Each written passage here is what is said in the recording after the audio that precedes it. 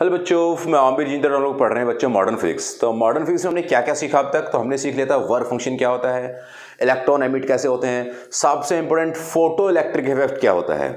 Photo electric effect के बाद आज हम सीखने वाले हैं थ्रेशोल्ड फ्रीक्वेंसी। बहुत इंपॉर्टेंट कैरेक्टरिस्टिक, बहुत इंपॉर्टेंट पॉइंट मैं आपको एक्सप्लेन करने वाला हूं आज। तो बच्चों देखो, फोटो इलेक्ट्रिक इफेक्ट क्या होता था कि तब भी हम किसी भी मेटल सरफेस पर, है ना, आपने देखा था लास्ट डायग्राम में कि किसी भी मेटल सरफेस पर तो हम यहाँ से रेडिएशन यानी कि लाइट्स को या फिर रेडिएशंस को, लाइट को हम लोग यहाँ से इंसिडेंट कराते थे। तो इस मेटल प्लेट से बेसिकली हम इसको कैथोड बोला, इससे क्या होता था, इलेक्ट्रॉन निकलते थे, इलेक्ट्रॉन एमिट होते थे।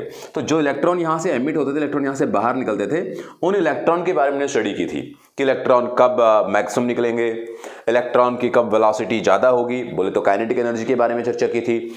वो सारी की सारी कहानी थी, उससे रिलेटेड दो बातें थी। एक तो ये बात थी कि भाई इसकी जो यहाँ पे हमने जो लाइट दी, लाइट का जो सोर्स है उसकी इंटेंसिटी, और जो लाइट का सोर्स है उसकी फ्रीक्वेंसी,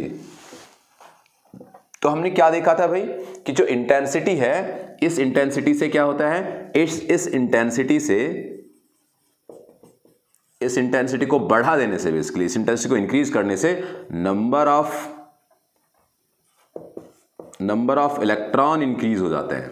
यानी कि इस मेटल सरफेस जो इलेक्ट्रॉन निकल रहे हैं उनका नंबर इंक्रीज हो जाता है। और अगर मैं बात करूं फ्रीक्वेंसी की, तो फ्रीक्वेंसी की बढ़ाने से क्या होता था, यहां से अगर हम फ्रीक्वेंसी को बढ़ा देते हैं तो फ्रीक्वेंसी को बढ़ा देने से एक्चुअली एनर्जी इंक्रीज होती थी। यानी कि अगर हम फ्रीक्वेंसी को इंक्रीज कर देते हैं तो फ्रीक्वेंसी को इंक्रीज करने से क्या होता था, एनर्जी इंक्रीज होती थी, तो हम फ्रीक्वेंसी को इंक्रीज करते थे।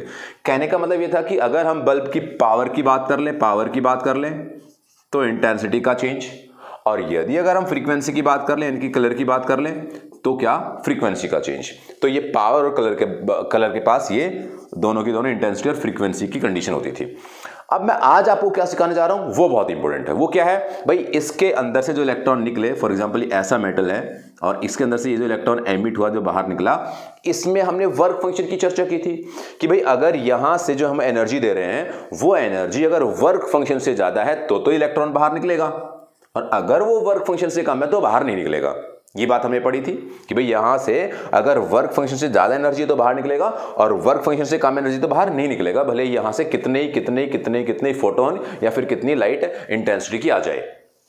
इसके साथ साथ हमें एक बात और पढ़नी थी, दैट इज स्टॉपिंग पोटेंशियल। अब जो स्टॉपिंग पोटेंशियल है, वो स्टॉपिंग पोटेंशियल क्या है कि भाई यहां से हम लोग एक और प्लेट रखते थे, उसको जितना नेगेटिव कर देंगे इलेक्ट्रॉन यहां से निकलना बंद हो जाएंगे। और उस स्टॉपिंग पोटेंशियल पे बेस्ड हमने कहानी सीखी थी कि हाफ mv², यानी कि यहां से जितनी एनर्जी लेके इलेक्ट्रॉन निकल रहे हैं, अगर उतनी एनर्जी सामने से हम प्रोवाइड कर देंगे EV0, यानी कि पोटेंशियल की फॉर्म में, वर्क डन की फॉर्म में, basically W is equal to क्या होता है, W/Q is equal to V।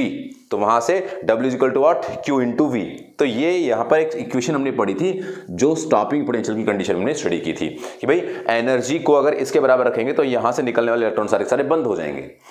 अगर मैं आपसे बात करूं कि यहां पर फॉर एग्जांपल एक रेड कलर का बल्ब जला हुआ था, और उस रेड कलर के बल्ब की पावर थी फॉर एग्जांपल 10 वाट, तो उस रेड कलर के बल्ब ने यहां से एक भी इलेक्ट्रॉन नहीं निकाला।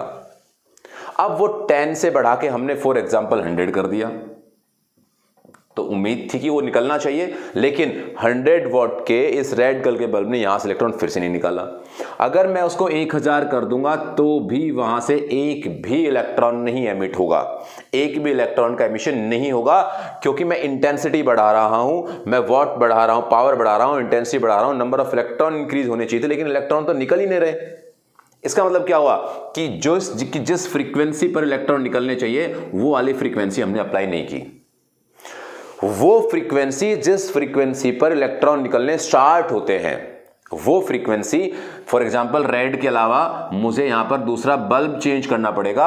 अगर मैं वो बल्ब चेंज करता हूं तो उसकी फ्रीक्वेंसी बढ़ जाती है, क्योंकि कलर से क्या रिलेट है, फ्रीक्वेंसी। अगर उसकी फ्रीक्वेंसी बढ़ जाती है तो इलेक्ट्रॉन निकलेगा।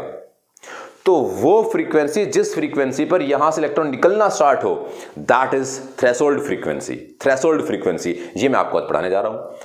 थ्रेशोल्ड फ्रीक्वेंसी क्या होती है, the minimum value of frequency of incident radiation, जो रेडिएशन यहां से इंसिडेंट हो रही है उसकी वो minimum frequency below which the photo electric emission stops, उस फ्रीक्वेंसी से कम फ्रीक्वेंसी अगर यहां से फोटोन आया या उस फ्रीक्वेंसी से कम फ्रीक्वेंसी की यहां से एनर्जी आई, रेडिएशन आया, तो जो फोटो इलेक्ट्रिक एमिशन है वो बंद हो जाएगा, stops, is called threshold frequency.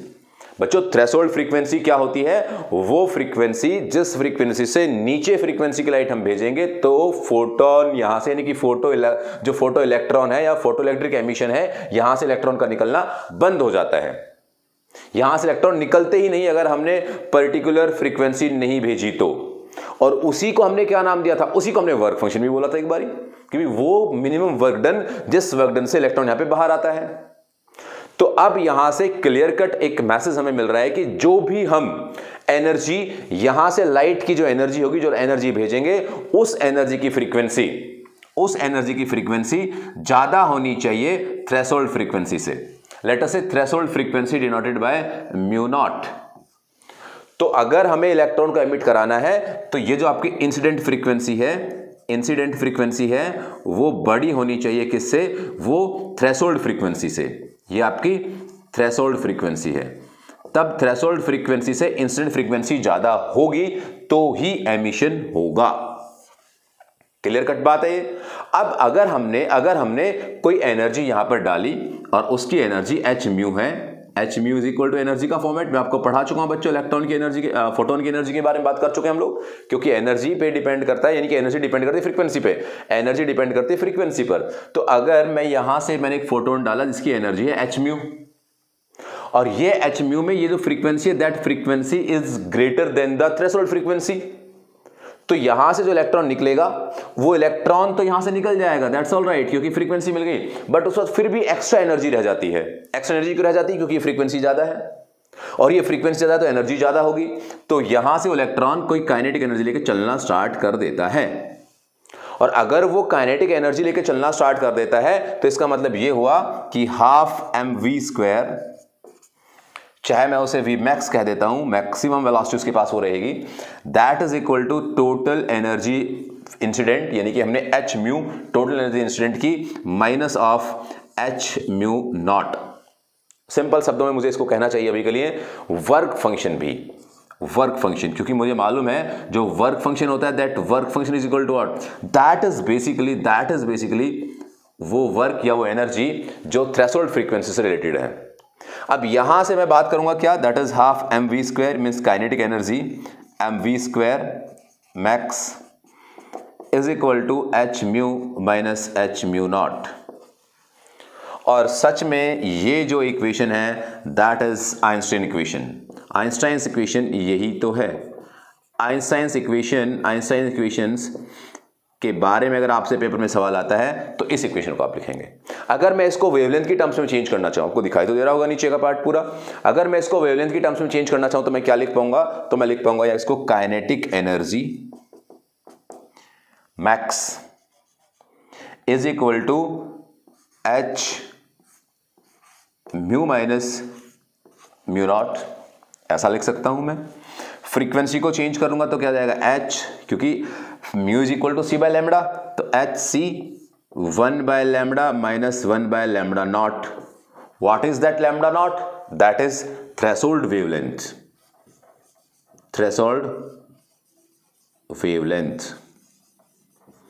That is equal to kinetic energy, यहां पर देखो किसके बराबर है? ईवी नॉट के बराबर है, तो that is equal to EV not. तो आप ये इतना बड़ा सा डेटा लिख सकते हैं अगर आपसे कोई आइंस्टाइन इक्वेशन की बात करना स्टार्ट करे तो आपको पूरा बोर्ड दिखाई दे रहा है। नाइस। तो यहां से मैंने आपको क्या बताया कि ये है आपकी थ्रेशोल्ड फ्रीक्वेंसी। अगेन मैं रिपीट करता हूं, स्टॉपिंग पोटेंशियल क्या होता है? वो पोटेंशियल जिस पोटेंशियल पर यहां का करंट, इनके बीच जो इलेक्ट्रॉन चल रहे थे वो इलेक्ट्रॉन का चलना बंद हो जाए, called stopping potential. Kinetic energy किस पर डिपेंड करती है? स्टॉपिंग पोटेंशियल पर, या फिर से काइनेटिक एनर्जी किस पर डिपेंड करती है? फ्रीक्वेंसी पर या फिर इंटेंसिटी पर? तो आंसर है काइनेटिक एनर्जी के फॉर्मूले में यहां पर पोटेंशियल आता है, और वो पोटेंशियल कौन है? That is the stopping potential. तो इसका मतलब काइनेटिक एनर्जी स्टॉपिंग पोटेंशियल पर डिपेंड करती है, और स्टॉपिंग पोटेंशियल किस बात पर डिपेंड करता है? फ्रीक्वेंसी पर। तो इनडायरेक्टली हम क्या कहेंगे कि ये जो काइनेटिक एनर्जी है that kinetic energy depend on जो वहां से फोटोन आया, उस फोटोन की फ्रीक्वेंसी क्या है। इंटेंसिटी पे डिपेंड नहीं करती, इंटेंसिटी पे नंबर ऑफ फोटॉन्स कितने निकलेंगे वो डिपेंड करता है। रिपीट इट अगेन, फ्रीक्वेंसी बढ़ाओगे तो यहां से आने वाले फोटोन की एनर्जी बढ़ेगी, यहां से फोटोन की एनर्जी बढ़ेगी तो ये वाली एनर्जी बढ़ेगी, और ये वाली एनर्जी बढ़ेगी तो इनका जो डिफरेंस आएगा वो डिफरेंस बढ़ेगा। इसका मतलब इनडायरेक्टली क्या हुआ, वेलोसिटी बढ़ी, काइनेटिक एनर्जी बढ़ी। तो फ्रीक्वेंसी पे डायरेक्ट रिलेटेड है कौन, काइनेटिक एनर्जी। काइनेटिक एनर्जी के साथ रिलेशन है स्टॉपिंग पोटेंशियल का। अगर आप फ्रीक्वेंसी बढ़ाएंगे तो स्टॉपिंग पोटेंशियल बढ़ेगा, और स्टॉपिंग पोटेंशियल बढ़ा तो काइनेटिक एनर्जी बढ़ेगी। अब आप इस रिलेशन को समझ पा रहे होंगे। आपको ग्राफ से मैंने बताया था कि आप ऐसे ऐसे करके ना यहां पर स्टॉपिंग फ्रीक्वेंसी को चेंज करिए, उसका स्टॉपिंग पोटेंशियल लिए, फिर चेंज करिए, फिर यहां पर, फिर चेंज करिए, फिर यहां पर।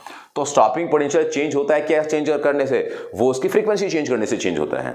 तो ये पूरी कहानी में हमने क्या सीखा, हमने सीखा कि थ्रेशोल्ड फ्रीक्वेंसी क्या होती है, वो मिनिमम फ्रीक्वेंसी जिस पर इलेक्ट्रॉन का निकलना स्टार्ट होता है। अगर उस फ्रीक्वेंसी से कम फ्रीक्वेंसी की लाइट इंसिडेंट कराओगे तो इलेक्ट्रॉन नहीं निकलेगा, ज्यादा की कराओगे तो निकलेगा और एनर्जी बढ़ती रहेगी। वर्क फंक्शन क्या होता है, वो वर्क डन, जिस वर्क डन से एक मेटल सरफेस से इलेक्ट्रॉन एमिट हो जाता है। अगर उतना वर्क करोगे तो निकलेगा, अदरवाइज नहीं निकलेगा। एक तरह से दोनों एक ही तरह की बात है, ये वर्क फंक्शन और आपकी थ्रेशोल्ड फ्रीक्वेंसी। अगली बात हमने की थी स्टॉपिंग पोटेंशियल पर। वो पोटेंशियल, वो नेगेटिव पोटेंशियल अप्लाइड किसको, दूसरी वाली प्लेट को, जिसकी वजह से जिसमें फ्लो होने वाले इलेक्ट्रॉन या फिर करंट का फ्लो स्टॉप हो जाता है, stopping potential. What is frequency, frequency वो जिससे फोटोन या फ्रीक्वेंसी वो कंडीशन जिसको बढ़ाओगे तो एनर्जी बढ़ेगी फोटोन की। And what is intensity, intensity से हमेशा उस चमक से, उस पावर से नंबर ऑफ इलेक्ट्रॉन जो निकलते हैं उसकी संख्या बढ़ती है, बाकी कुछ नहीं। तो ये पूरी की पूरी जो कहानी मैं आपको समझा रहा हूं, सुना रहा हूं, इससे बेस्ड क्वेश्चन बन जाया करता है। तो ये आपको मैंने बताया थ्रेशोल्ड फ्रीक्वेंसी के बारे में, आपको ये फॉर्मूला बताया कि half mv² is equal to किस तरह से एनर्जी का रिलेशन होता है, इसको हम आइंस्टाइन इक्वेशन बोलते हैं। इस इक्वेशन को मैंने पूरा इस फॉर्मेट में लिख के बताया। ये जो वेवलेंथ है that is wavelength what, that is threshold wavelength, threshold frequency, threshold wavelength, ये सारी बातें मैंने आपसे की। बच्चों नेक्स्ट लेक्चर में मैं आपको और अच्छी डिटेल्स इसकी समझाऊंगा, आपको बताऊंगा कि क्या क्या कंडीशन टर्म्स इसमें हो सकती हैं, कैसे कैसे क्वेश्चन इसमें बनते हैं। कब ये बात तब बोली गई कि भाई जो एनर्जी है वो एनर्जी फ्रीक्वेंसी पर डिपेंड करती है, तो वेव थ्योरी यहां पे गलत साबित हुई। तो वेव थ्योरी का जो फेलियर था, उस फेलियर के बारे में हम लोग चर्चा करेंगे। तो नेक्स्ट लेक्चर में मैं आपको और कुछ इंपॉर्टेंट बातें, फोटॉन से रिलेटेड कहानी, वेव थ्योरी के फेलियर की बातें, क्या क्या कंडीशन सिचुएशंस थी, सारी बातें सिखाने वाला हूं। तो बच्चों नेक्स्ट लेक्चर में, नेक्स्ट वीडियो में आपसे फिर होगी मुलाकात। तब तक के लिए खुश रहिएगा। Thank you very much.